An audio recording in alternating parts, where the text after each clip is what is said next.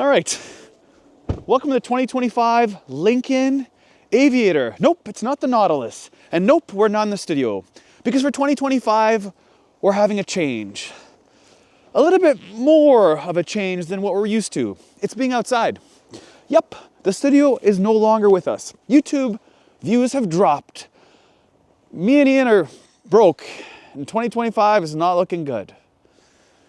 Maybe we need a refresh. So from now on, we're gonna be shooting things outside. We have sold the studio, and the studio is no longer in our possession. It is in the possession of somebody that's gonna do more with it.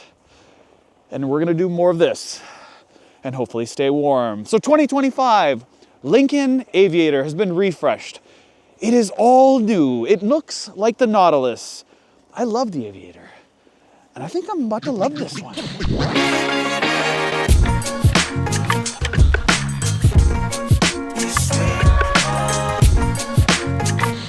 So we want to give a big shout out to Courtesy Ford for giving us this 2025 Lincoln Aviator to try out. It's all new, refreshed, and here we have it. So on the front here, you have these nice new designed headlights, including these DRLs go right into the front grille. And when I say right in, they actually protrude right into it, like right there, into this nice big black grille. And then you have the illuminated Lincoln emblem or Lincoln star. Now this front end is part of a package. It is not standard when it comes to the black grille. I like it all black though, especially on the bottom here. As you can see, it all ties in and makes the front end of this Aviator nice and wide. Of course, the radar is right there, and that is designed because we're in 2025, so it detects what's in front of you in terms of suspension. So if there's a big bump, the suspension will know, and you get air ride. Yep, you can actually get the most comfortable suspension on Lincoln's platform. And the platform is from an Explorer, and that we will review very, very soon. Truck's coming, gotta go. That would have not happened if we had a studio, but it's all good. Guys, we have almost 300,000 subscribers, and in that time, we are super grateful for all the commitment and loyalty you have given us. And I know that when you go on your YouTube and you see these cool lights in the studio, you're like, yep, that's Accelerate. But YouTube has changed. Nobody cares about subscribers anymore. They just want to basically see the car. And we just basically want to hang out with you. So we're going to make something a little bit less edited on vehicles that we feel like are not fully new, like the refresh on this 2025 Lincoln Aviator. You see, the brand new Aviator that comes out in 3 to 4 years, that will get a full production. But on this specific day, in this specific weather, and on this specific refresh, we're gonna do it this way. And hopefully you still stick with us all the way through. So on the side here, you have 22-inch wheels. They are 275 40s, and they look amazing. And I'm glad Lincoln still sticks with big wheels, even though they're a luxury brand. Now look at this. The silhouette of this Aviator is amazing. The Nautilus is pretty, and the front of the Aviator and the back are nice, but the side is where it's at for me. I love the silhouette of the Aviator. I've always loved it, and this is no different with this refresh. If you back up, you will see the Aviator right here. The Aviator badge, boom. And what's nice about it is the door handles are where they're supposed to be. Not like the Nautilus up here. It just feels very out of place. And this just looks natural to me. Now it has the same sort of vibe. They don't open. There's a little rubber button here you push and it opens up. But I do like this black. You see how it's all black here with this white body colored matching the body itself. Do you like that in white, or do you prefer it in black? Do you like to have the whole two-tone, or do you like that piece on the top? I do like the black roof rails and all black here. And if you don't know, sorry, I'm jumping around a lot, it's freezing, but right here, you have a button where you have a code that you can put in the vehicle. You see, right there on this side, this is the passenger side, and on the driver's side, well, you don't have to have the key on you. You can actually put the key in the car and then press this little code and put a code in and get in the vehicle. You see, Fords have that. And obviously, because this is a Ford product per se, it does have it on this Lincoln. Now moving along the side here, you can see you have the 22s to match the front. They're also 275, 40, 22s. And then moving into the back here, you will see that it's very similar to the last generation. Not a big difference here when it comes to the back of this Lincoln. Now it doesn't say Aviator anywhere on it because it's on the side of the vehicle. In the back here, it just says Lincoln across the back. You do have this center bar that goes all the way from end to end, and that's to widen the vehicle. You do have a translucent or a clear third brake light. Of course, you have the little shark fin on the back that holds all your GPS data and of course satellite radio. Now on the back here, you will notice it does have quad exhaust. Whip to the back and you will see right there. I love that. It's still holding exhaust and there is actually some vapor coming out of it, as opposed to some other vehicles that just pretend and have the vapor coming from somewhere else. But no, it's from here. I know, but it's still here. Look, right there, right there. It is not fake is all I'm saying, which is amazing. I love it. We still have some meat. And honestly, our last 10 videos, most of them were EVs and they suck. I hate them. I like gas. Give me the gas back. Hold on, listen to what this sounds like.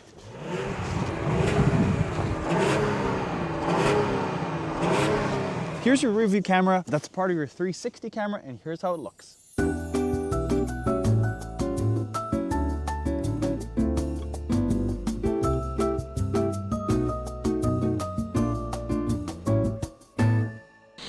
And this twin turbo V6 3-liter makes 400 horsepower and 415 foot-pounds of torque. It's mated to a 10-speed automatic that's been refined, and it can tow 8,700 pounds. Now, how about if we use a glove? Ian, use your hands and see what it'll do. Does it work? Yep, it does right there. It works with the glove. So this is where you put fuel in your vehicle. You don't have to take a cap off because it has something called easy fuel. You just open up this lid, put it in there, and put fuel in it. Now, what kind of fuel? Well, there's nowhere here telling you minimum premium required. So my assumption is you put regular gas in and then ask for forgiveness later. So we're on the inside of this 2025 Lincoln Aviator. And the big change here is this. This is a 13.4-inch infotainment screen, and it is revised by Google. Yep, it still has wireless Apple CarPlay, but there's a lot of googlies going on here. Like if you took your phone and you logged into your Lincoln account, you can send an address from your Lincoln mobile account into the vehicle if you're deciding to go on a road trip in the morning. Yep, you don't have to actually get in the car and put the information in there. You can just go to your Google account and put it in, and then when you show up to your Lincoln, it'll be there. That's pretty cool. You have a 12.4-inch driver's display, not 12.3, because the whole industry uses 12.3. We're 0.1 larger here in your Lincoln Aviator. 12.4, 13. Whatever I told you 5 seconds ago. So the second biggest update on this Lincoln Aviator are these seats. These are called perfect position seats, and they're adjustable 30 different ways. That is crazy. Look at this thing. This back part goes up and down. This is amazing. And obviously the bolster is side to side, but then your legs. So if you have one leg that is taller than the other leg, which sometimes happens, well then you can adjust them. And go ahead, Ian, press the buttons, show them. Look at that. Your left leg is growing and then your right leg grows. Interesting. I wonder where your third leg goes. Anyways, now other stuff this thing has improved is, of course, your Blue Cruise. So you can go on a lot of American highways with your eyes closed and the vehicle will just trot along on its air suspension. Now you do have 3 increments of memory seat. Of course, you can close your mirrors and open them. They are heated. Of course, you have the softest ride, and now you have heads-up display that is slightly larger. It is huge. On the left side, I do see how many kilometers or how much mileage I have left, the speed in the middle, what gear I'm in, the keeping in your lane, if my headlights are on, and including the time on a heads-up display. That is pretty cool. This does have an all white or all like tan or all, I guess, gray headliner, not a dark headliner is what I'm indicating. This is a really big screen, man. It's huge, it's huge. I don't know if all the oldies will like that, but I certainly do. I like the fact that you still have push buttons for your gear right here. They have not changed that. It does have start and stop. Let's check if a truck is coming, and it is not. You have the Lincoln down here, and then you have smaller buttons down there, including an actual volume knob. Now I know you can adjust a lot of things in this big screen here, but the volume knob down here is key. It's very, very premium, Lincoln. Now you do have a wireless charger there. You do have 2 cup holders you can close and make this center console here clean and flush. And I like how there's no piano black down here. Other manufacturers need to learn what Lincoln has done. Come take a look at this trim. It is really nice, very clean, and look how they've put these little tiny lines. It is not ghetto in any way. It is very, very nice. You have your drive modes there, electromechanical parking brake. And if you're wondering where your USB-Cs are, well, they're hiding underneath here. There are 2 of them right there, and a cigarette plug, and a little storage bin for your pen and coins. This is not slidable. This does not slide. It is just one big wide piece. and it's fairly good for your elbow. The steering wheel is soft, has very, very light steering. As you can see, I can do this and the steering wheel still turns. It is heated. There is 2 increments of heated steering wheel, if I'm not mistaken. Sorry, my apologies, just 1. And there's 3 increments of heated seats, 3 increments of cooled seats, and then an automatic function for your seats. I like this. Come take a look. On this steering wheel, look how your cruise control is just sort of hiding here. And then when you want to engage it, you push this button and then it comes to life. That is cool. Well, when you're in drive, that is. Now, overall, when I'm sitting in this driver's position, I can say I do feel like I'm sitting a little bit higher than I was in the Nautilus. This hood is definitely higher, but I like the size and the height of this thing. It doesn't feel like a big truck like the Navigator. It feels definitely smaller, a little bit more tamed, but definitely feels more premium, in my opinion, than the Nautilus. Just these touches just feels good. The steering wheel does feel lighter than the Nautilus. And I think overall, I prefer this over the Nautilus. You have to really look at the dollars and cents and see if it's worth that extra 2 seats in the back. But overall, so far, I do prefer this over the Nautilus, in my opinion. Now, some may ask, why does this not have the large, massive screen like the Nautilus? Well, this is just a refresh for starters. But besides that, I actually prefer this because you have 2 separate screens. So you can actually just take your focus off this screen, put on this screen. Wow, sorry, I ate garlic shawarma, my bad. Lincoln, Ian, back up. Actually, we're changing your name to Lincoln. Anyways, I actually prefer this because it's 2 separate screens and not 1 big screen. That one is a little bit distracting because you have to actually like focus in on where you're seeing on that large screen. It's cool at first glance. Of course, you get a passenger that's never been in a car with such a big screen. They get inside, they're like, wow, this is a massive screen. And they're like, yep, this is the way the world is now, Bob. But no, this is 2 independent screens, and I actually do prefer that, especially because the whole world's changing that direction, and who knows how long I'm gonna have this. Hello, Lincoln.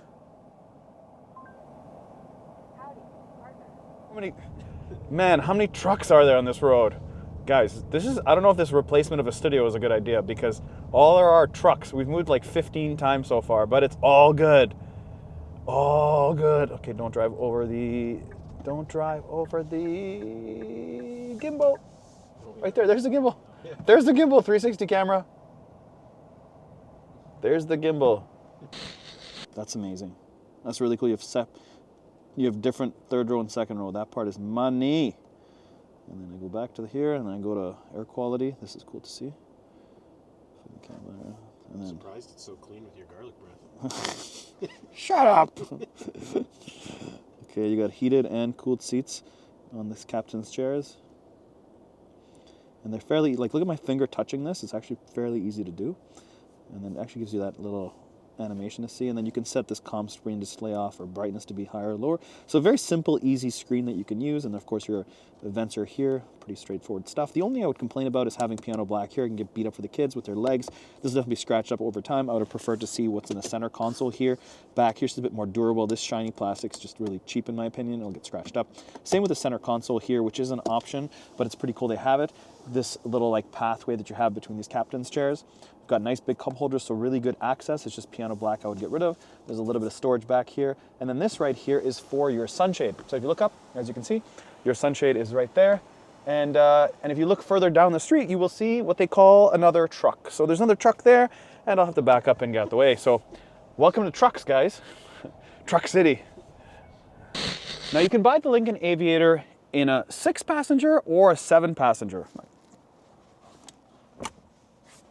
A 6-passenger or a 7-passenger. Now these are captain's chairs. This is an expensive $98,000 Canadian Aviator. It's pretty much fully jammed, including the 28-speaker Revel 3D audio sound system. And there's speakers everywhere, like on my head. It's pretty crazy. Anyways, you can get them in a 6 or 7. This is a 6 with captain's chairs, and they're very premium captain's chairs. Even look at these armrests. They are nice and thick and soft.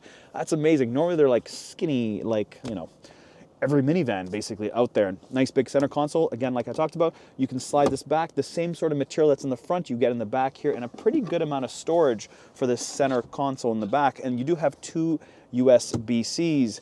Now, you don't have a flat floor, but honestly, this is as flat as I'd like to see it, especially because it's a gas vehicle. This is four-wheel drive. So of course you have the center shaft running through, but it's really good. Down here you have two USB-Cs, just like in this console and the front console. And then you have a 3-prong plug. You do have storage behind both of these seats, really nice and premium. But the real focus here is anybody buying this over the Nautilus cares about that. The third row. How much room do we have back there? Is it comfortable?